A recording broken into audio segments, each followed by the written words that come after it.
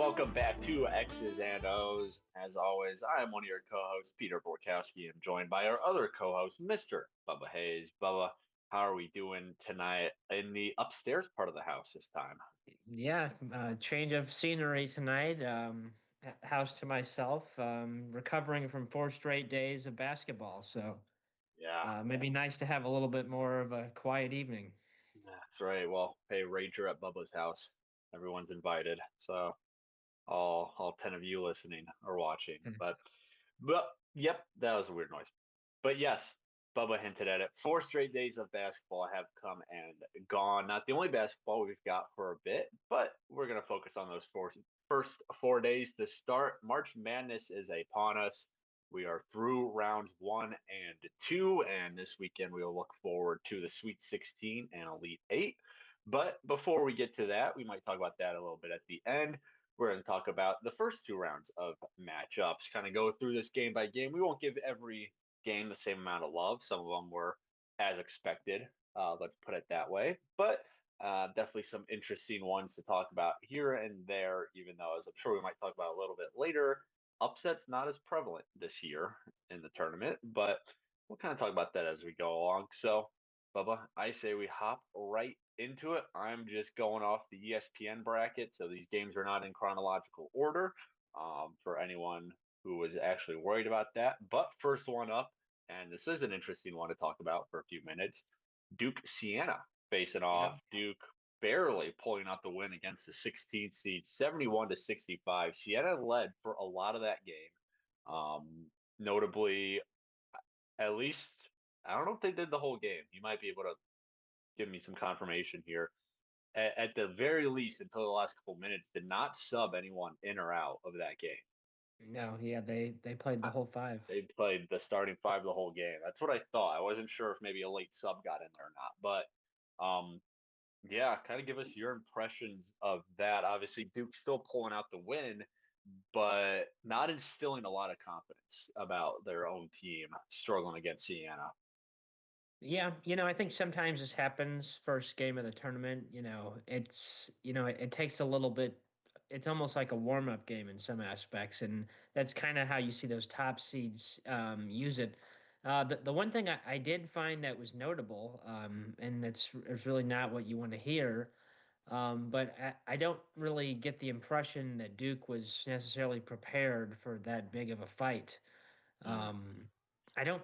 I think it was this game. I could be mistaken. It could have been another game, but I was watching, and at the halftime, I don't remember which player it was, but he said something to the effect of, we were kind of sleeping on them, and we weren't really prepared Yeah, for them to play like this. I I think don't that remember what who it was, but I I think it think was this game. it was either that one or it was the Kentucky one. I don't remember if it was either them or Kentucky, but I think it um, was it was this game. It was the Duke game because Kentucky was playing a closer opponent, but I just can't true. remember which player it was. But yeah, I mean, definitely a little bit of a concerning game for the Blue Devils, although they did pull it out, and they did look better in the second round. Yes. But I think that is, kind of comes with the territory. Sometimes that first game is just a little bit of a dud, especially, you have a week off. Sometimes you're not preparing for an opponent, and it's just a little bit different. Obviously now, with some of this the stuff with the portal and other things, there's not as much, experience on some of these teams as far as tournament games and tournament runs. So Mhm. I think that's kind of what you saw was a Duke team that was a little bit sluggish to kind of get it going, but they ended up, figuring it out. And I don't think it can hurt them necessarily to play kind of a close game. And Mhm. kind of have to pull out in a pressure situation as Sienna didn't really give up at all. No. Um, yeah, and last thing I'll say about Duke, because I do want to keep the train moving. Yeah. It was less worrying. I was never scared that they were going to lose that game, even when they were down. I mean, they were down Yeah. double digits at one point in this first half. I'm pretty sure. Pretty sure. Um, I was never worried they were going to lose that game. It did worry me a little bit for their future. Um, because in all three of my brackets, I do have them as champs, as do a lot of people. Not a unpopular pick. Um, Yeah. Now the second round matchup, which we'll talk about in a bit. did kind of quiet that, especially towards the Yeah. end of that game. But like you said, first game, Duke might overlook them a little bit, and Sienna's pumped up. They want to take their shot at Mhm. number one, and credit to them. They gave it their all, and I believe Sienna's coach is actually going to Syracuse now. Yeah. So Greg McNamara. There, that's right. All right, let's keep it moving with the actual first game of the tournament, opening up the slate on Thursday. 8 Ohio State losing to number 9 TCU, 66-64. Um, I don't have too much to say other than it's a great game. Yeah, yeah, A great way to open the tournament. really nice way to start the tourney off. Kind of what you expect out of 8-9. Really Yeah. close. Came down to the last shot. Hmm. Missed it, but still got the last shot off. So, Yep. um, keep it moving. Another game, I don't have, and if you have anything to say, of course, Bubba, you have every right in the world as co-host to interrupt me. Um, Another game, I don't have much to say about. St. John's taking on Northern Iowa, 5-12. St. John's won 79-53. Northern Iowa just couldn't really get it together. I think Ben Yeah. Jacobson even said, like, we're just getting outplanned. This isn't uh, I mentioned it last week. Northern Iowa was a slow it down, play in the mud kind of team, and when you aren't able to get your opponent to do that, things aren't going to go well. St. John's, Ricky P, Slick Rick got it done. Yeah. Um, Well, and I would also that's also how St. John's plays. So it was going to be tough for them to kind of you know, do that to them as right, Kansas found out in the second round. right, and as I'm sure we might talk about it as going forward, but as usual, it is those top tier coaches who just keep Yeah. moving along. I mean, every coach who makes this field is good in some capacity, obviously. Ben Jacobson, really good coach and really well revered in the Valley. Obviously, you're going up against one of the best to do it in Rick Pitino. So, um, extracurriculars, not Hmm. extracurriculars aside, let's say. Um, Next one up on my list, number 4, KU taking down 13, Cal Baptist 68-60. Close game, but kind of what you expect. I don't have too much to say about that one. Um, one of my picks I got wrong. Louisville beating South Florida 6-11, 83-79. I don't know if you have too much to say there, but Yeah, that was, kind of a trendy upset pick, especially with Louisville having a pretty major injury, playing without Brown. But I picked Louisville just because I felt like they were the better team throughout the year. And in general, my philosophy is just to fade the public when it comes to upset picks. And this is kind of another one of those situations. I expected it to kind of go the way it did. It was a pretty decent game, but Louisville kind of had control over the same, for most of the game, I would say. But it was a good game, and I think it was just kind of one of those situations where you hate to do it, but got to fade the public. all right. Moving on, number 3, Michigan State taking care of business against 14 North Yeah. Dakota State, 92-67. Nice. I know MSU shot the hell out of the ball. Hmm. At least the three ball they shot pretty well. MSU kind of doing what they usually do. They take care of business in the first couple rounds. Yeah. We'll see what happens moving forward. UCLA 7 taking down UCF 10, 75-71. I know you were pretty high on UCLA, which I'm sure we'll talk Yeah. about later in the episode when we talk about their opponent, UConn number 2, who took down 15 Furman 82-71. Game was a little closer than the score. Yeah. Score Definitely. indicates that is one of the ones that I caught. I mean, I caught a piece of almost all of these, but that is the one. That is one of the ones I watched a lot of. Yeah, Furman gave them a run. Yeah. Um, Played very well. but again, at a certain point, you're playing a Power Five school with one of if not the best coach in college basketball. So Hmm. only gonna get you so far. Let's move to the South. Number 1, Florida. Number 16, Prairie View. Not much of a matchup.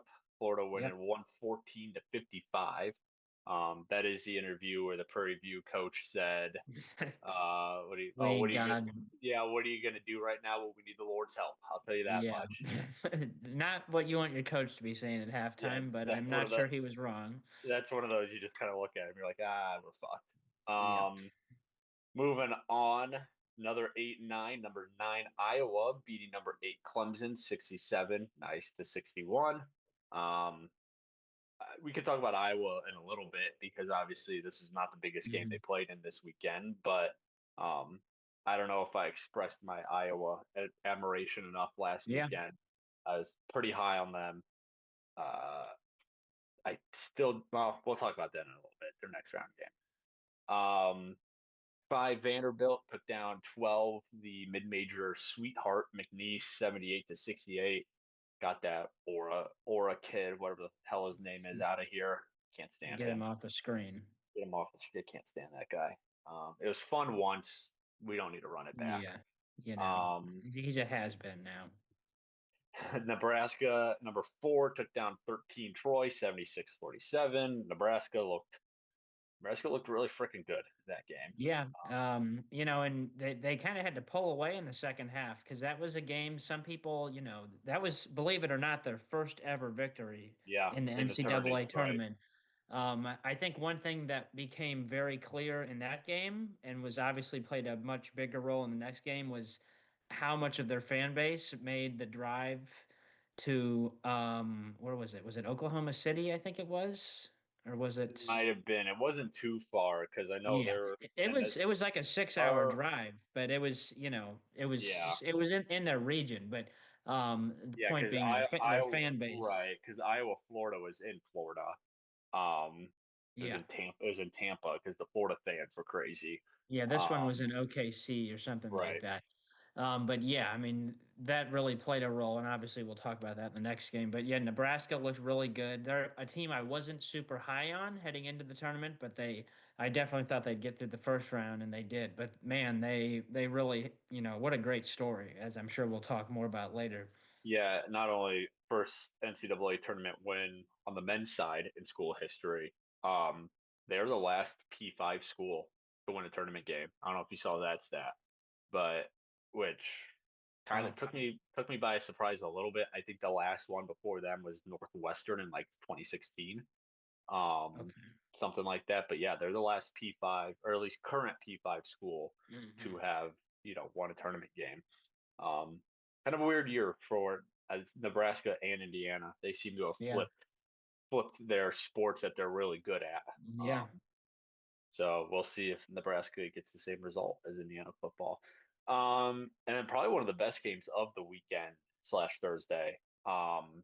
6 North Carolina, 11 VCU. Yeah. VCU 82 to 78 win, required overtime. Um, 19 yeah, point comeback. I mean, yeah, 19-point comeback with like 15 minutes to go too. I mean, it Yeah. was a couple minutes into the second half. They were down by almost 20. I mean, yeah, it's just that felt like your classic mid-major upset of, a blue blood VCU, just a ton of energy. They have that, wasn't it? Were they the guy with? No, I think that was Vandy. Who did they had one player who went off. I cannot remember his name for the life of me, but Hill, maybe something Hill Jr. Um, I mean, yeah, I don't have much to say other than it was Yeah. just it was a great game, and I was a little honestly when it went to overtime because usually when those things go to overtime, I feel like the better team usually pulls it out because they have 5 minutes to kind of refresh, 0-0 ball game, but VCU ended up winning by 4. Yeah, and in this case, I think a lot of the kind of, heavy college basketball fan watchers were not that surprised. I picked VCU just because they were I did playing a lot too. better lately. Right. Obviously, won the A10 tournament, had, played really well the last month. North Carolina, a little bit overrated. They were dealing with some, injury issues as well. But, obviously Hubert Davis is now on the hot seat, and some people think he's going to Mhm. be dismissed as the UNC coach. Yeah, it was a great game. As weird as good as the regulation last finish was, overtime it took them like 3 minutes for either team to score a point. Clearly, some nerves. Mhm. But yeah, you're right. That was a great game. Great comeback by VCU. Definitely one of the top games of the first round. Moving on, number 3 Illinois manhandling number 14 Penn 105-70. Suck it, Ivy Leaguers. Um, And then got another upset. Yeah, there you go. I don't think Bubba's screen was visible. Maybe it's a good thing it wasn't. Um, number 10, Texas A&M taking down number 7, St. Mary's, 63 to 50. Correct me if I'm wrong. I feel like that was another kind of popular Yeah, upset pick. I had Texas A&M. Um, yeah, I mean, I don't know. I did not. That was one of the ones I did not watch, so I don't have a ton to say about it. But yeah. All I uh, would just say is, this happens every year. People fall for St. Mary's. I mhm, fell victim to it again. Unfortunately, they don't play in a very athletic league, and they found out what happens when you play a bunch of, fast guys who can do more than just shoot a basketball. It's, they kind of just stood around gawking at, mhm. some of the athletes around them at Texas those A&M, and those and that's SEC kind of how they got exposed there. those SEC boys, yeah. Um, and then wrapping up with another Texas team, number 2 Houston against number 15 Idaho. Go Vandals! Except not in this one. Houston won it 78 to 47. Uh, kind of that seems like that's the typical Houston score. Seems to Yeah. be low opponent, low scoring. Houston doesn't score a ton of points either. I mean, 78 is respectable. But obviously keeping your opponent below 50, pretty good start. All right, moving on to the West. Arizona, number 1, taking down a fan favorite, number 16, Long Island, 92 to 58. Not much to say there other than Arizona looked like Arizona. Yep. And they won the Battle of Ice Tea. Sorry. Yeah, Arizona T1 out. Go Arnold. Another upset here with another good coach quote as well. Number 9, Utah State taking down number 8, Villanova, 86 to 76. Obviously, Villanova's coach at halftime was the one who said that he was going to fire his whole staff. Yep. Don't know if he has or not yet. I haven't seen anything, Yeah. but He um, claimed it was a joke afterwards, which I guess it probably was, but I'm not sure that it they was they really took it received that that way. way or yeah. Yeah, well, we'll have to keep an eye on Villanova's staff Yeah. moving forward. But um, again, another 9-8 upset. Put Yeah. upset in parentheses because 9-8 is about as close to 50-50 as you get in this tournament. Yeah. Um, but and not to spoil the other 9-8 matchup. Obviously, that was one of the storylines coming out of day 1 and 2. Oh, Days 1 and 2 is that all the 9 seeds won. yeah, 100% for the nines, which was weird because I actually picked all the nine seeds, but I didn't really think about the fact that I had picked all of them to win. Well, But I guess, if you just go by the game, I guess that's how that happened because I didn't mean to pick all the nine seeds, but that's kind of how it happened. like I said, I mean, those games are about as close to 50-50 as you get. Yeah. Um, Obviously, yes, it's technically an upset, but is it? So, Hmm. now we do have a true upset. Number Yeah. 12, High Point, taking down number 5, Wisconsin, 83 to 82. Um, this one hurt. Not that I'm a Wisconsin guy. I actually don't really care for Wisconsin. But I was pretty high on Wisconsin, at Yeah. least until they ran in Arizona. But I think that kind of seemed to be emblematic of their season, where they could beat anyone, yet they could also clearly lose to anyone. Um, Yeah. and yeah, I mean, high again, kind of like VCU. High Point had it all for that classic big upset. They had the white boy who pulled up from Hmm. literally anywhere. Anderson, who and got the game-winning basket on his first 2-point field goal of the year, which is Yeah. crazy. Yeah. Um, but yeah, not a great. I mean, no defense, 165 total points. Um, not a great game for Wisconsin. Good game for High Point, Yeah. but Yeah, it was I was a little bit surprised too, just because we talked about it last week. Like Wisconsin had some of the best wins mhm, of anybody this season, beating some really good teams. So that was a little bit surprising to me. I also had them in the Sweet 16. I guess somebody has to lose, but technically that was the biggest upset, I guess, in the first round. The only 12 seed or higher to win a game. So that was right. definitely a little bit surprising. I guess one of them, the laws of nature, one of them probably had to fall. But I did not see it being Wisconsin. I felt like they were, a pretty solid team that they could have at Mhm. least won a couple games. Taking care of business, right? Well, like as we've seen, it's all about who's hot at the right time, and sometimes you have that one random guy go off and hit half court threes with 20 seconds left on the clock. So, Hmm. uh, a non-upset for Arkansas, taking down 13 Hawaii, 97-78. Uh, Going with the chalk on that one. And then an upset, 11 Texas, who is, I guess, the Cinderella team right now, somehow. 11 Texas beating 6 BYU 79-71. Where did I only had BYU. I only had BYU going on to the next round.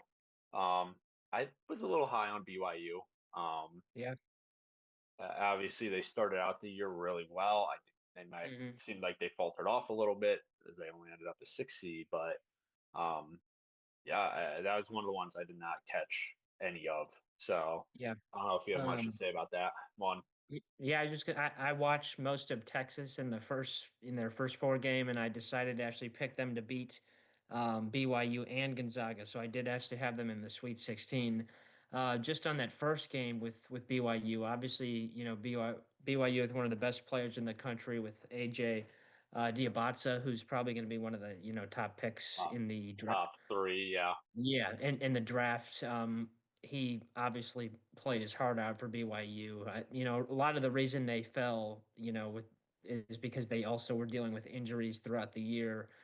Um, I just felt like they were kind of vulnerable to that 6-11, upset. No matter who they ended up facing, Texas just ended up being kind of good, face for that. And obviously, Sean Miller, the Texas coach, has a lot of experience in the tournament, so that doesn't hurt either, even though it's his first year with Texas. So, Hmm. not a completely shocking upset, although I'm sure a lot of people did not see their run to the Sweet 16 coming.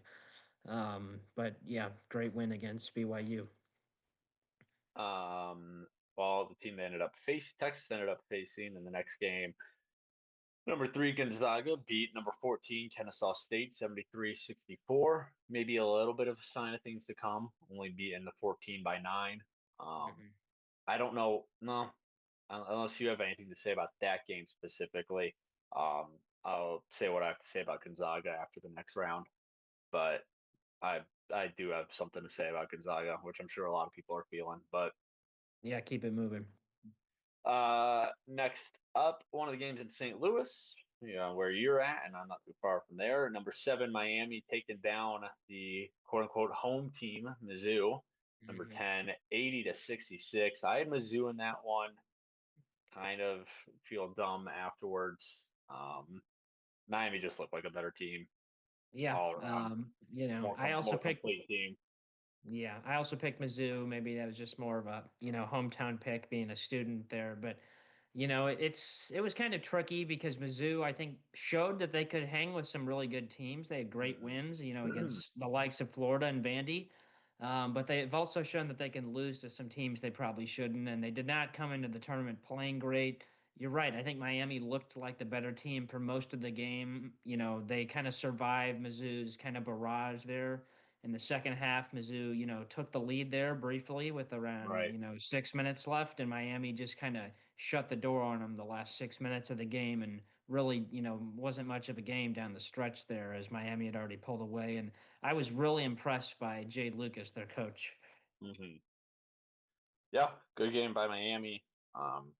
We'll keep talking about them in a little bit. Their second round opponent, number two, Purdue, taking it to number 15, Queens, 104-71.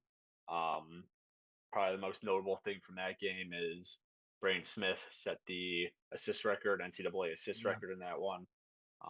So hey, shout out. All right, and last region to go through, one of the more I don't know about exciting, but I mean, there was excitement all around, but this was Yeah. one of the more interesting regions coming in my opinion. Hard to predict regions, let's say. The Midwest, first off, number one, Michigan, 101 to 80 over 16 Howard. Um, don't have much to say about that other than Michigan took care of business. I mean, they got that alley-oop dunk like Yeah. 3 seconds into the game, and obviously it was the first basket of the game, but when I saw that, I just went, yeah, like okay, like Yeah, good and season, I credit to Howard who kept it close in the first half. They're only losing by four at halftime, but right? yeah, Michigan really pulled away there in the second. But it was a pretty impressive performance by the HBCU Howard. But Right. yeah, I think as we'll kind of begin to see with Michigan, they have a lot of length, and that is certainly going to be very difficult to beat for a lot of teams. Mhm. A lot of length and a lot of options too. Yeah, Um, and then a again another upset, the other 9-8 matchup, St. Louis 102 to 77 over number 8 Georgia. I picked SLU to win. I didn't think they were going to win like that. I mean, yeah, that was. that was impressive. Yeah, and not just I honestly because obviously being from St. Louis, I was rooting for them to win, as maybe you were too, and I did pick them. But yeah, and I had watched them and kind of followed them throughout the year and was impressed. But yeah, I didn't see that coming either. But that was awesome to see. I think it was really great for the program, as they say, that sort of game, and it's being helped obviously with the news that Church is going to be saying around. Hmm. But I'm really interested to see, what kind of a program because with the players they have coming back, I would expect them to probably be a top 15, 20 team in the preseason rankings next year. But that Hmm. was a really impressive performance by SLU. And, we'll talk about it probably in a minute in their second round. But, if they wouldn't have been matched up with Michigan, I think they could have beaten a lot of teams in the second round Right. because they were really playing well in that second game too. Just too good by Michigan. But yeah, they demolished Georgia, and that game was over before halftime. Yeah, and staying on SLU for a minute, I didn't think they were going to beat Michigan. I had Michigan winning it, as did I'm Yeah, sure almost everybody. But one of the pundits, maybe it was on CBS. I don't know which show it was at this time. They made the point that SLU was kind of the team to beat Georgia, at least on yeah, paper, just because of Robbie Avila. He could draw those bigs away from the paint because he's a good shooter and hmm he's a good passer. You have to keep a guy on him at all times. Um, Obviously, it didn't end up happening, kind of spoiling our talk later in the show. But, on paper, I think they could have given Michigan a real run for their money, which, final score says otherwise. But, um, and yeah, I'm interested to see where SLU goes now. I am a little surprised Shirts. I thought Shirts was gone, honestly. yeah. I think I that was mean, sort of the kind of the talk was that people thought it was going to happen. this, obviously you're coming off a big year, not turning around because SLU's always solid, but having a really big year to mid-major in your second season, plus with Avila leaving now. I mean, like you said, they still have great players coming back, but like Robbie was the center point of that team, or the point Yeah, center, you could say. I kind of thought he would leave with him while he could, um, but I don't know. We'll see. I think obviously Schertz is a great coach, damn good coach, but I am interested to see where they go now with him staying, Avila out the door. But let's keep on moving before we take a break. This one broke my heart. Number 5, Texas Tech, 20-point mm, win over 12 Akron. I was pretty big on Akron. They were my Cinderella pick. I had them going to the 16 against Michigan. Um, Obviously, did not turn out that way. Um, Not really surprised by the result. Maybe a little surprised by the score because Akron. yeah. I mean, but they kind of got overshadowed by Miami, Ohio, just playing in the same conference. But like Akron had a really, really damn good year. Yeah, yeah, they did. And it was tough because they did play. They were right in that game until the last 10 minutes or so, and that score wasn't necessarily in. Didn't tell the full story as Texas Tech kind of pulled away towards the end. That was just a tough matchup for them because a month ago Texas Tech was one of the top 10 teams in the country, Right. and then obviously they lost to Obi Toppin in that mid-February that kind of derailed them. Still a really solid team, but obviously that was why they dropped so far down in the seed. So that was a tough, matchup for Akron to draw there in the first round. And I think they played pretty well. It was just, Mhm. a little bit too much in the end on Texas Tech side. Um, Alabama, number four, beating Yeah. 13 Hofstra by 20, 90 to 70. Hofstra kind of hung around for a minute, Yeah. Yeah, they but did. Alabama pulled away as most of these upper seeds do. Um, Obviously, America's sweetheart, number 11, Miami, Ohio, falling to number six, Tennessee, 78 to 56, which kind of seemed like the reasonable conclusion to their season. Yeah. I'm really happy that they made the actual tournament and not just the first four. Yeah. But you go up against one of those SEC schools who, even though they had a down year, it's still an SEC school. Um, Took care of business. Virginia, number three, beat Wright State by just nine, 82-73. Three beating 14. I wasn't super high on UVA. They're one of the few schools on this whole thing that I've seen play in person, and they did not impress when I saw them play in person. They kind of struggled with Ohio State, another tournament team. So I was a little surprised, as I said last week, by Virginia getting a three seed. And I think it kind of showed in the next round. Um, and then skip one really quick. Uh, the last game on the list, Iowa State beating Tennessee State 108-74. Yeah. Um, Everything I said about Tennessee State, kind of not, I don't think I was high on them, but I think I said Hmm. something along the lines of if I had to pick a 15 seed to win, it would be them. Yeah, that was clearly wrong. Um, and then the last game we'll talk, Iowa State's good. Iowa State's good, but obviously without their top guy now, Jefferson is out or left in that game. Um, I keep wanting to call him Justin Jefferson, but it's not Yeah. Justin Jefferson. It was already over by the time he It was was out. it was over, but for the implications down the line, Yeah. obviously, Yeah. um, a talking point to be had. Which maybe we could talk about the next game, even Yeah. though you know they didn't really struggle at the beginning. Oh, we'll talk about that one a little bit. The Yeah. last game we'll talk about in the first round before our break. One of the better games of the first round. Probably the Seven best. seven Kentucky beating 10 Santa Clara 89 to 84. Obviously, just picture perfect March Madness ending. Yeah. Santa Clara hits a big shot to go up late, and then Kentucky banks in a half court shot to send it to Yeah. OT. And like I said, OT, the better team or the higher ranked team won because they just, kind of fresh slate. Um, yeah, I mean, Santa Clara is a very popular upset pick. Um, in my office pool, I had Kentucky, and the one I'm looking at my phone, I had Santa Clara. Um, yeah, just all around great game. Yeah, I had Santa Clara because I thought they were not like St. Mary's and, could play a more SEC style team. And they did. They played really well. I mean, man, that was just a great game. Really happy that St. Louis got that game. I can tell you it was, everyone from what I heard, it was a great game in the building. I had some friends that were there, great atmosphere. Yeah, I mean, definitely the best game in the first round. I mean, that was kind of a like this is March sort of thing. And I'm sure, Oweh will remember that shot forever because, that was pretty awesome Yeah, to make that shot. Just that last sequence, the last 10, 15 seconds. Like, even if you're not, a big basketball fan, because I actually have um, a, someone on one of the players on my team, a Swedish kid, was some of his friends from Sweden were in town and they actually hmm went to that game. And, not a huge, they're obviously not big college basketball fans, but they thought that was pretty cool. And I mean, that just shows you like even if you're not a huge fan, like that moment was just awesome. That was a great game. right. Yeah, no, that was. I wish we had. We were watching that one in my office at the time. I wish we had a live camcorder or video camera Yeah. going because that was, you know, big excitement. 10 seconds Yeah. later, another big uproar. Yeah. So, um, yeah, again, if you want a game of what March is about, March Madness is about, that's one of the ones you look at right there. So, Hmm. all right, well, that's it for blitzing through the first round.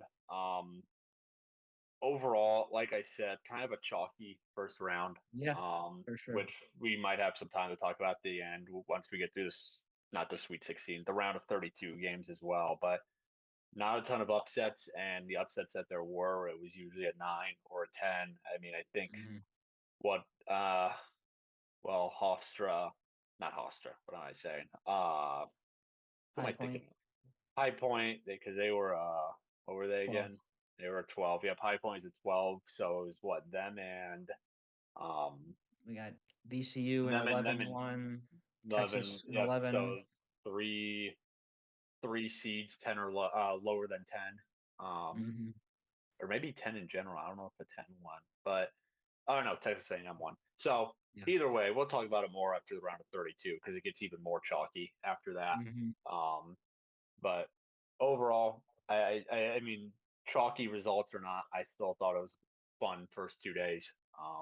Yeah, I think there was enough like really good games that, it was still worth it. And, because of that, we got some really awesome second round games, which we're about Mhm. to talk about. Right. Well, before we do that, great segue. We're gonna take a break, and then when we come back, we'll talk about the round of 32. Alrighty, welcome back to X's and O's. Bubba and I going over the March Madness games from this past weekend and Thursday, and we're now on to the round of 32.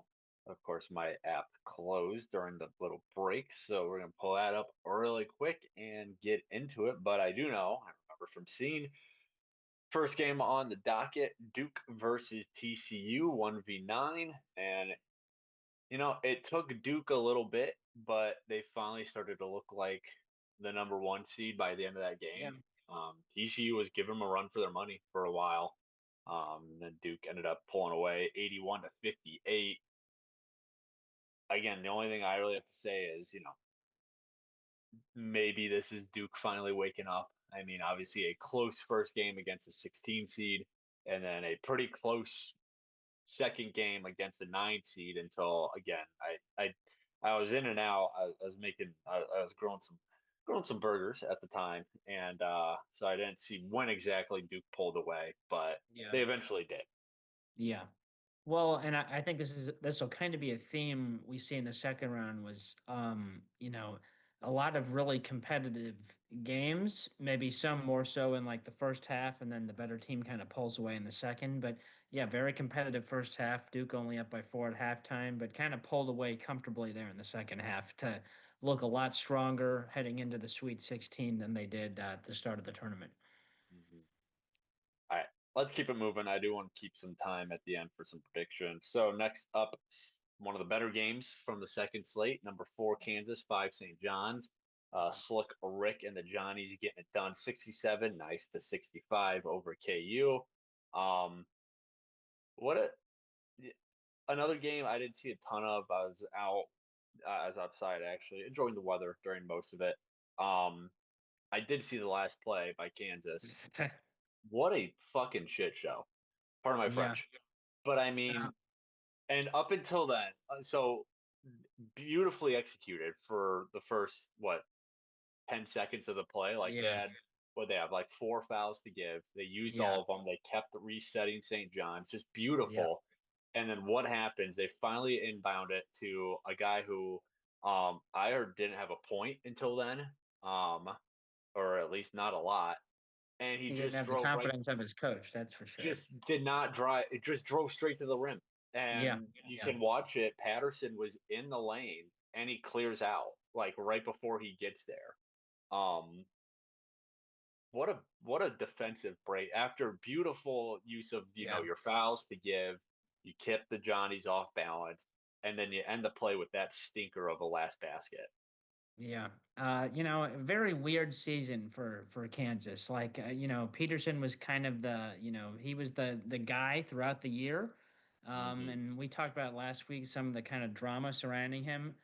And I don't think it's going to impact his future all that much. No, But man, just a very just a weird season for them. They were another team that proved that they could, hang with a lot of good teams. And for that reason, I kind of thought they would at least win that game. But man, that was I will say that was a very ugly game on both sides. I don't think the Johnnies played that well either. Obviously, great coaching matchup between Bill Self and what could end up being his last game is kind of what I'm hearing, mm, or at least that's kind of up in the air. And Rick Pitino moving on to the Sweet 16. But yeah, it was a great game. At least at the very end, it was. As I said, it was the one thing that I think should be a takeaway from this game is how much Kansas struggled to get the ball in bounds with the Johnny's full court press. That's something that, and I know they said it on the broadcast, but if you're Duke, you need to be practicing that inbounds play, 3 or 4 days of this upcoming week because that just gave KU a lot of trouble just getting the ball in bounds. And that's not, a style of play you see that often, but it's definitely something that is hard to prepare for. So that's something if I were Duke, and I'm sure they will be kind of getting ready to play that style of defense, which is Hmm. really just throw everything at you and see what sticks. So I think that kind of a style of game is a game that St. John's is very comfortable playing. So it'll be interesting to see how Duke is able to handle that in the next round. Yeah. Yeah. I mean, good game. Obviously, like you said, good matchup of coaches. Um, and yeah, St. John's pulling it out. Strip club visit for everyone on Ricky P's dime. Moving on, Louisville, Michigan State, 6 versus 3. Michigan State winning that one 77-69. I wasn't able to watch any of this one. I don't know if you have any notes to take away, but obviously the higher seed getting it done. Yeah, I mean, it was another game that was pretty competitive most of the way. Kind of a rebound year for the Cardinals, who even though they've historically, or at least back under Ricky P, as you call him, his tenure as the head coach there, historically kind of one of the blue bloods of college Mhm. basketball, has not been that way now for quite some time.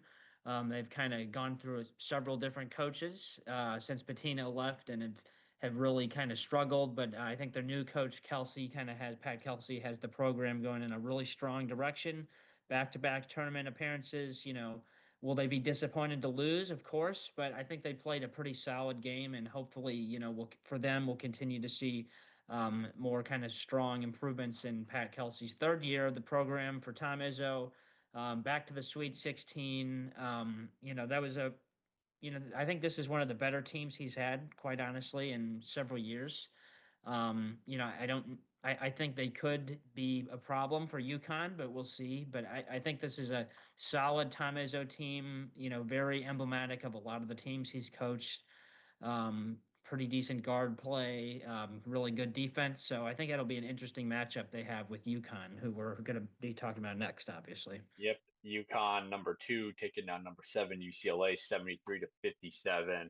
I remember you were pretty high on UConn, not Yeah. UConn, UCLA last Yeah. week. And again, as we've said over and over again, it was tight to start. I tapped out about the second half, I believe. Yeah. And next time I popped my head out of my room, UConn was, well, doing what they were doing and ended up by winning almost by 20 points. So, Yeah, I think the main problem for UCLA, which we obviously didn't know before the tournament, was their injuries. Their leading scorer did not play in either their first or their second game. It's kind of hard being out without 17 points a game. So that was really what they struggled with, was just finding mhm, offense. They did a pretty good job managing in that first game they had, but it was a lot more difficult in the second game. Very competitive there in the first half. They kept it close for a little bit in the second half, but UConn started to pull away in the second half, and that was because they started making a lot of shots, which they have not been doing a lot of the last month or so. But they mhm. started making some shots, started making a lot of threes. We'll see if that continues. UConn is obviously a really solid team, but if they want to continue moving on in the tournament, they're going to need to shoot the ball like they did in the second half against UCLA, who still has had a really solid team. Another matchup with great coaches. Maybe not the nicest to their players at certain times. There, Mick Cronin and Danny Hurley just kind of shouting. I don't know if you've seen this one clip making the rounds today, but there was this clip of um, Hurley was yelling at someone on his team, and then the camera pans over to Cronin, who's yelling at someone on his team, and they're just going back and forth. That's kind of their coaching styles, older school, more, get in your face with your players type of coaches, but both, pretty successful. UCLA, I think they're still missing something in terms of getting deeper into the tournament as they've done in the past. So we'll see what they're able to come up with in the offseason. I would expect them to have a solid team. As I said, UConn should be an interesting matchup with Michigan State, another matchup with great coaches, as we're going to see a lot of there in the Sweet Hmm. 16. Every coach that made the Sweet 16 has quite the pedigree. Right. Well, we'll talk about one of those coaches here. Uh, Yeah. one of the bigger upsets of the second round, if not the biggest. Number nine, Iowa taking down number one, Florida, 73-72, last second shot. Um, Look, I'm not saying I called it because I didn't. I picked Florida to win, but I do remember saying something like, "Hey, watch out for Iowa. Like they have what it takes to take down number one seed." And I mean, yeah, I caught bits and pieces of it. I caught the end of it, as I was in and out of the living room. But yeah, man, Iowa looks legit. Um, and it's a great story. Um, Obviously, Ben McCollum, good coach coming from Drake last year. Yeah. So he was around in my conference, and then takes most of those players, a good chunk of those players, with him to Iowa, including Bennett Sturts, who Mhm. is now upset an SEC school 2 years in a row. Yeah. Um, After he did it with Drake last year, but we'll talk about it more after the next game, about the next matchup Iowa's in. But just to stick with this one, I mean, I'm not going to say Florida has disappointing. I mean, obviously they had a great year. They were the one seed, but we both kind of agreed last week that they were probably the weakest of the one seeds. Yeah. And it kind of looked like it against Iowa, Yeah. obviously. Yeah, I think what was really impressive to me, and we've kind of talked about last week how highly I think of Ben McCollum, who has just succeeded at every level he's been at. I mean, great Hmm. Division II coach at Right. Northwest Missouri State, goes to Drake, has success there in his short stint, now at Iowa. What was so impressive to me about this game was Florida is just miles better than Hmm. Iowa. Like, and if you just look at their starting five and compare them, like at pretty much every position except for maybe one, Florida is miles better than Iowa. And Bennett Starks did not have a very good game. He No, was he's not not. that effective in this game. He's not had a Um, great tournament. Period. yeah. And so I credit this win entirely with McCollum and his coaching because Florida is on paper significantly better than Iowa. I mean, Right. Iowa is not a team that you would look at on paper and say, okay, this is a team that's going to make a run. That's nothing against their players, but it just shows you how effective of a coach McCollum is.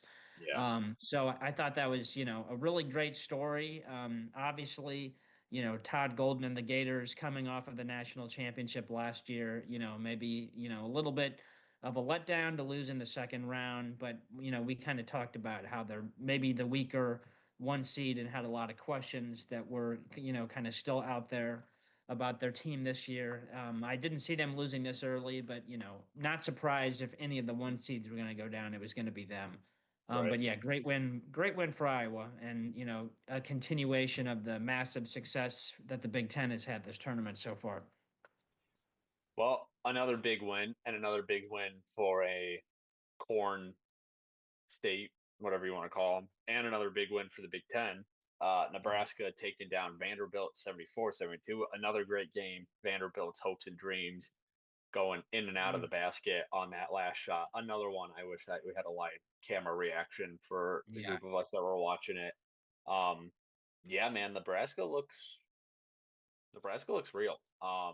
Yeah. I mean, if you didn't think so after they really, again, first half aside, took care of business against Troy. Like, you beat a SEC school for your second tournament win now. Um, Good, again, kind of like Iowa, at least from my point of view, not going in as depth as you can, but maybe not the most skilled players, at least head to head matchup wise, but just a good all around team and a really good coaching job by Fred Hoiberg, who again is probably, as we said last week, will most likely be the Big Ten Coach of the Year.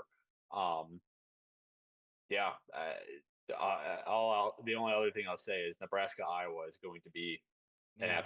absolute barn burner, as in some barns may be burned down because of that game.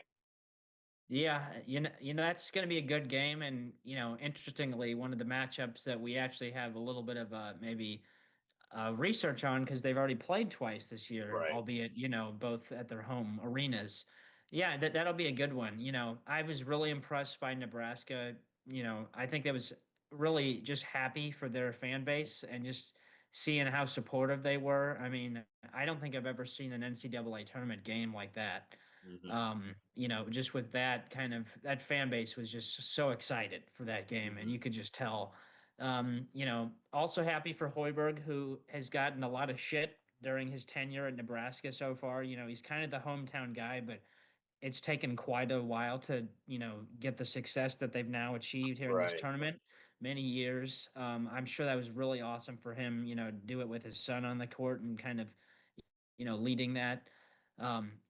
As an aside, I really thought it was funny that the announcers in that game just kept taking shots at Sam Hoiberg's height. They were, Hmm. questioning that his 6'0" listed height was if that was actually real, which I can empathize with that as it has happened to me as well.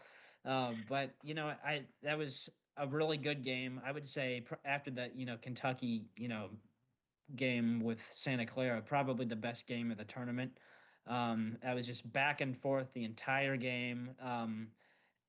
Interestingly, I'm not sure if you saw this, but that over half court shot that Tyler Tanner missed, or just Hmm. barely missed.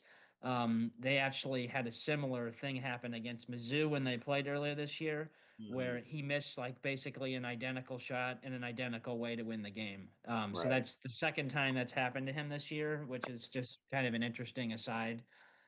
You don't see that very often. But yeah, I mean, man, I think just about everybody thought that shot was in for a second, and that would have been crazy. But yeah, that was a great game. Exactly what the tournament's all about there. All right. All right. Let's breeze through these next couple few. Keep the train moving. Illinois ended VCU's dream run, 76 to 55, kind of what we expected. Yeah, Um, Houston taking down Texas A&M, 88 to 57. So much for the Battle of Texas. Houston yeah, did not make it much of a battle. And then last one that I don't want to spend too much time on, Arizona over Utah State, yeah, 78-66. I mean, credit Utah State, they kept it close. yeah. They hung in there for A for a 12, little bit. They a actually made a decent comeback there. a But yeah, 12, good 12 game. point 12 point loss to the one seed, not too bad as the nine seed. Backdoor Um, cover for Arizona. that's right. Um, and then um, High Point's dream run also coming to an end. Arkansas 94 to 88 over High Point. High Point put up a good fight though. Only lost by Yeah, that was a six good. to That was a good game. a very hot SEC team. And then this one, last game, well, second to last game in the region. I'll just skip over this one really quick. Purdue 79 to 69 over Miami. Again, about what you expect out of that one, 2v7. The last game in the region, the remaining Cinderella team, Texas, taking down Gonzaga 74 to 68, which reminds me that whenever I make my bracket predictions next year and moving forward, I need to put a stick-it note somewhere, post-it note. What am I saying? Post-it note somewhere that just says, "Don't drink the Gonzaga Kool-Aid," because every year it happens, and every year I get burned by it.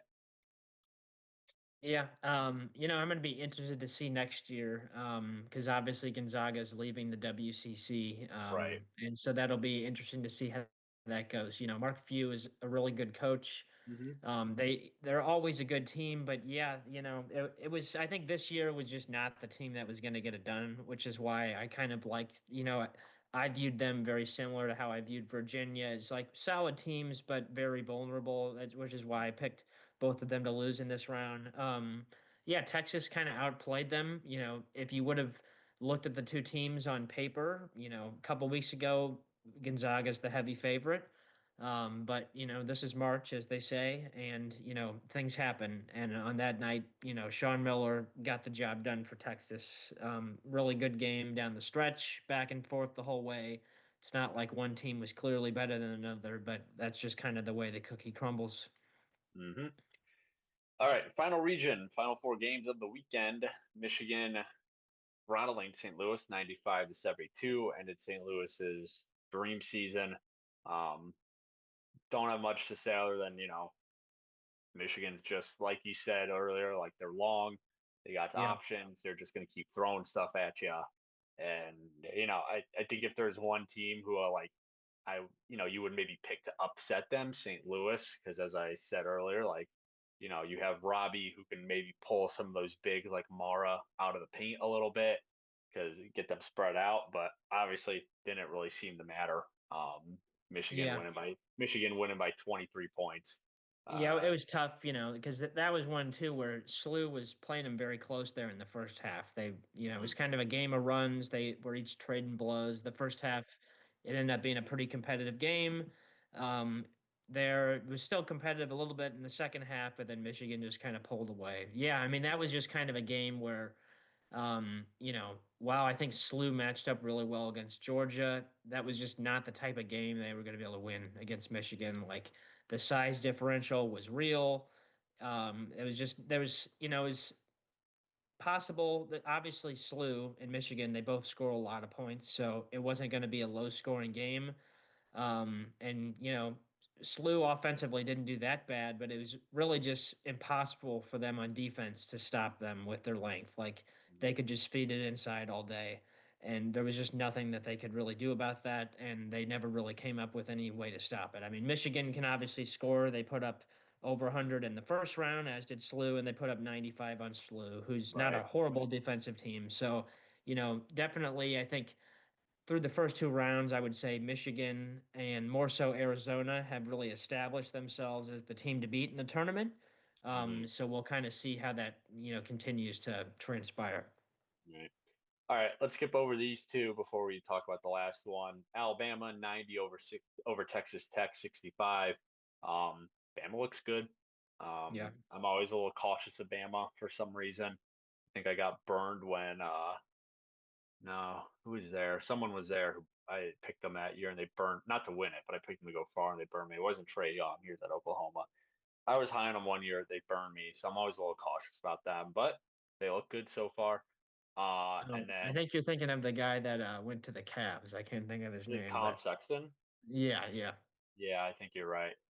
Bull, the Um, current Bull, Colin Sexton. oh, I didn't Um, even know that. yeah, most Yeah, people don't. Um, and then the other one that I don't want to spend too much time on, number two, Iowa State over number seven, Kentucky, 82-63. I watched most of the first half of that game before I left the apartment for a while, and it was kind of a rough start. I'm not gonna lie. yeah. Neither team looked great. Iowa Hmm. State looked like they were missing Jefferson. But when I checked my phone when I was, out of the apartment and I saw that they were up by it was like 10 or something by that. It was double digits by that point. I'm like, okay, they figured it out. So Yeah, if missing Jefferson's gonna hit them at some point, it did not hit them yet. Um, yeah.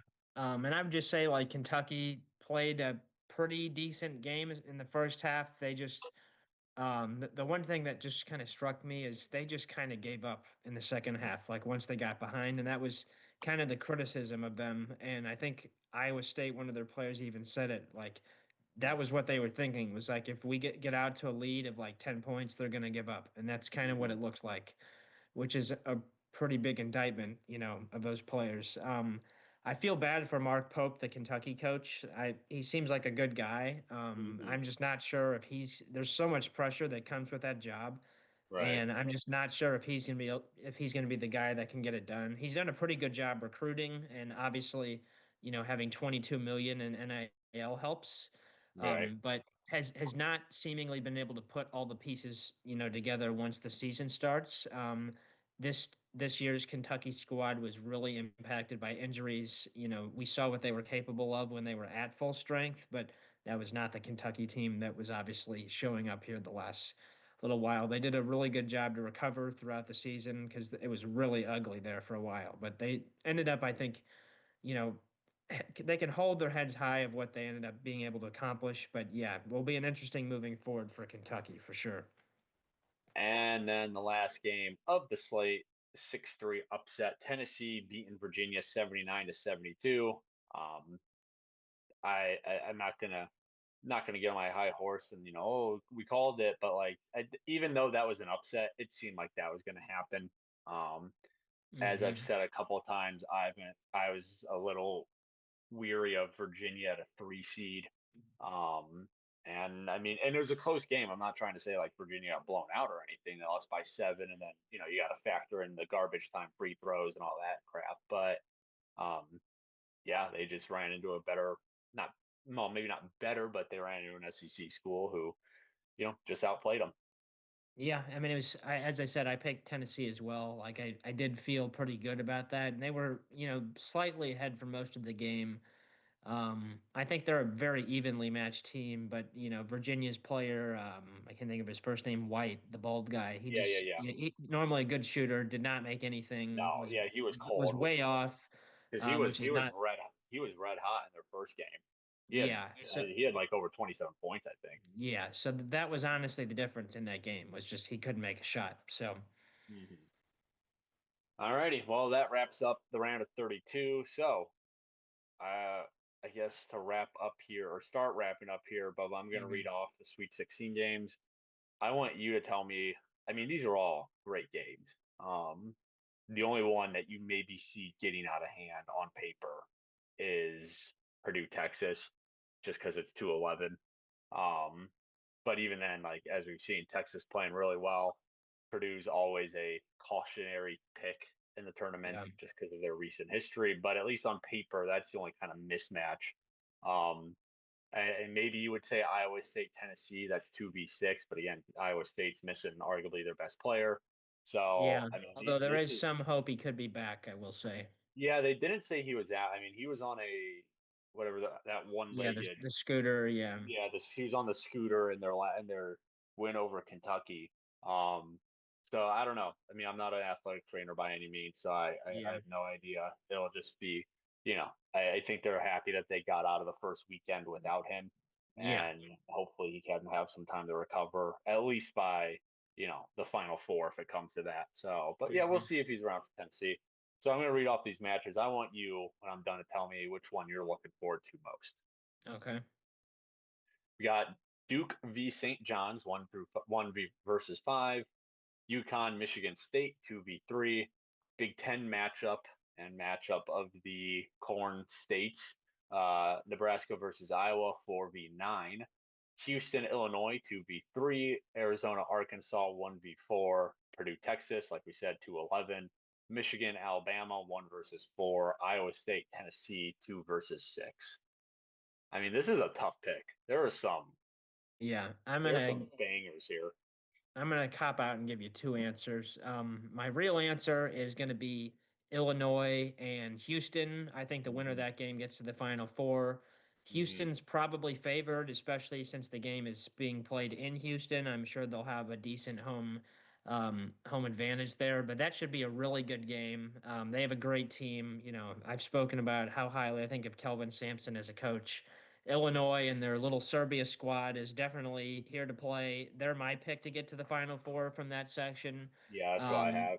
but I think that's just going to be a really good game. I'm very curious to see how that goes because even though the conventional wisdom is that Houston's the favorite, I've seen Illinois do some very bad things to teams this year. So I Hmm. think they're kind of my pick to get through that section. Also curious to see that Michigan Alabama game Hmm. and just that, there's going to be a lot of points scored. Like the only way Alabama loses games is when they play teams that score a lot of points, which is obviously Michigan. So I'm Hmm. sure both teams are going to score a lot of points. I don't know if it's going to be all that close in the end. It could end up not being that close, but there's going to be a lot of points scored in that game. Pretty fast pace. So that should be a good one as well. Yeah, I think my initial pick, I mean, like I said, you have some great games here. I mean, UConn, Michigan State should be good just because it's Hurley Yeah. versus Izzo. Duke versus St. John's and Patino will be good. My initial pick was also Illinois, Houston, just because they're also kind of opposite ends of the spectrum. I mean, Illinois has this high flying offense, like they score a ton of points. Hmm. Houston, historically, under Sampson, not so much. Very defensive minded basketball team. So it's, kind of classic offense, defense. Who you give the edge to? I have Illinois winning, but like I obviously 2v3, I'm not going to be surprised either way. My my other pick, if I go by your two pick strategy, I think Nebraska Iowa is going to be a lot of fun. Um, I mean, Big Ten Yeah. matchup, big rivalry, obviously. Hmm. Um, they're probably it's going to be wherever I don't know where that one's being played, um, but wherever it's being played. So let's see if I can find it right now. Maybe you can tell me.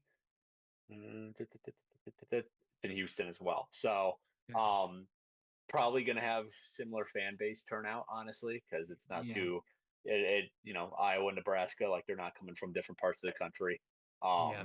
And also just two programs who historically have not been basketball schools, at least on the men's side. Obviously, Iowa had their run with Caitlin Clark on the women's side, but on the men's side, not a basketball school. Nebraska is at two tournament wins in history now. Yeah. So you have these two teams who historically not basketball schools, yet here they are with a ticket to the Elite Eight on the line. I think that's going to be a really good game too. I think they Yeah. might need to bring in some extra security for that one. Yeah. Um, That could be ugly. All right, and the last thing I'll ask you, so before this weekend, who did you have on your bracket? Who did you have as your final matchup and your winner? Okay, so let's see. I had Duke, Illinois, Arizona, and Iowa State, and I had Duke, Arizona in the championship game with Arizona as the winner. Yes, I had the same final four. I had the Really? same. I had this. I did. Yeah, Duke, No. Illinois, Arizona, Iowa State. Pardon me, Illinois State. Jeez. Um, at least and I think on most of my brackets, I don't think I had a lot of change about. The only one that I mean, I'm not confident in any of these picks because obviously by the final four, who knows? But the only one who like I might have changed is Iowa State. Um, I was fairly confident about Duke, Illinois, and Arizona, honestly. Illinois gives me a little pause just because Houston's there too. But Yeah. um, and then my final Duke, Arizona, and I have Duke winning that one. So, has your final four slash championship slash champion prediction been wavered at all? No, I don't think it has. I do think Iowa State could have some trouble against Michigan if they don't have Jefferson back, but I do think there's still a chance he plays, and I think they're still a really, really good team. Mhm. So I don't think I would waver off of the final four I had.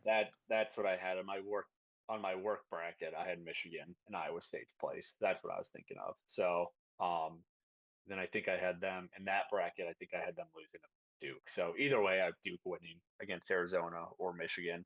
Um, yeah, no, I still feel pretty confident in my final four. Like you said, I'm interested to see about um, Jefferson and where he comes out, or if he comes back out at all.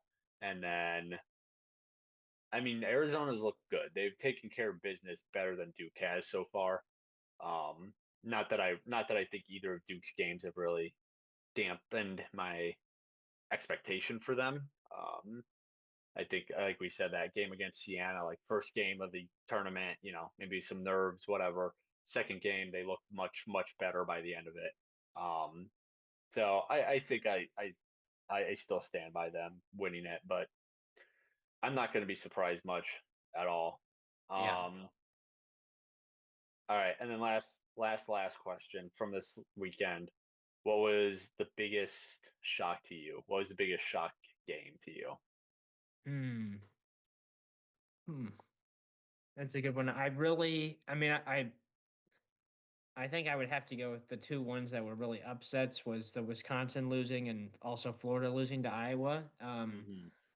More so Florida losing to Iowa. I just really did not see that coming. Like, obviously, I think the one thing it's fair to say is like all the teams that for the most part made the second round, like because we've kind of established like there's not as many upsets anymore with NIL in the first round. Like you're not seeing as many of those mid majors. Like yes, you do lose some of the storylines, but that led to a lot of really good competitive second round games and will continue to lead to good games further down the line in the tournament. I just really did not see Florida losing, like, and it kind of happened with a whimper too. Like Hmm. So yeah, I think that was my biggest surprise of the tournament so far was just Florida losing to Iowa. But really, I think the biggest storyline for me was just some of the great games that we still continue to see. Hmm. Just awesome basketball all around. Yeah, I mean, again, I'm not trying to claim that I caught Iowa or anything. I had Florida in all my brackets, but part of me, as I hinted at last week, thought that Iowa could have done it. So I'm not, that wasn't a huge shock to me. Um, Maybe it's some of my Missouri Valley homerism as well, but I thought they could have done it. Honestly, yeah, I guess high point. I mean, just because I was pretty high on Wisconsin, looking back on it, I probably shouldn't have been as high on Wisconsin just because of how off and on they've seemed to be this year. Um, and obviously they were off. I mean, defensively, offensively, you still score 82 points. Like that's enough to win most games. Um, Honestly, part of me wants to say St. Louis winning in the way they did. Um, Yeah, I didn't see I, that coming. I I will mean, say I, that. I I predicted them to win. I didn't think it was going to be a near 30-point blowout though over Georgia. Yeah. Yeah, that And was then I honestly just a big statement. And then I was kind of surprised that they, lost by over 20 to Michigan. Not that I thought they were going to beat Michigan, but after what I saw against Georgia, I thought they would have maybe given them more of a run for their money. So maybe just St. Louis in general. Yeah. Um, Yeah, I will say the way Michigan played Saturday, they would have beat most of the teams in that left in that tournament by probably just as much. right. So, Yeah. Yeah. Breaking news: Michigan is quite good at this basketball thing. So, all yeah. right. Well, that wraps up our round of 64 and 32 discussion. We'll be back next week, probably talking about round of 30. What are we at? Sweet 16 and Elite Eight. I'm getting them all thrown around. Um, and if we have some time, I mean, baseball opens up this Yeah. Thursday. So we'll see how long that discussion takes, but we have plenty to look forward to. And now, Bubba, it is my favorite segment of the week. Did Bubba watch the Formula One race this weekend? No. Very good, I Bubba. It was a trick question. There was no race this okay. weekend. Well, I my blinders were on anyway. I certainly didn't see anything about it. You know, they could have had a bomb go off at the race and I wouldn't have seen anything Well, about it this week. I was locked in on the this, tournament. this might be a joke in poor taste, but I'm going to do it. Well, you say bomb going off. They did cancel two races already this year that was supposed to take place in Bahrain and Oh, Saudi Arabia. So okay. Yeah. Well, um, they've certainly been under fire. they've okay, Jesus. They've averted that going, so you don't have to worry about Yes. catching that in the news. They are back this weekend though in Japan. So, and Okay. Japan is typically a pretty fun race, but Okay. all right. Well, Well, I know what Bubba's gonna be doing this weekend though, which well, is that, yeah, locked in on I don't even know. I don't know what the amount of what eight for what 12 games this weekend. So yeah. and we'll be back to talk about it next week. So Bubba, unless you have any closing parting words of wisdom, I think that'll about do it for this episode of X's and O's. Thanks again for joining us. We'll be back on Thursday. Well, the games start Thursday next week, or then they move it. Thursday. Yeah, Thursday. Well, Thursday this week, and next week is Oh, Thursdays. Next week is next week will be might just I be think Saturday, it'll be Sunday, Saturday and Monday next week. Saturday and Monday. That's championship weekend, Oh, I thought you were talking. Yeah, this week is all the is Thursday through Sunday. right? And then next week for the oh shit, we're at the Final Four next Yeah, weekend. yeah, yeah. God damn, It's okay. crap, Yeah, holy crap. It will be Saturday, Monday then. I yeah. still thought we had another weekend to go.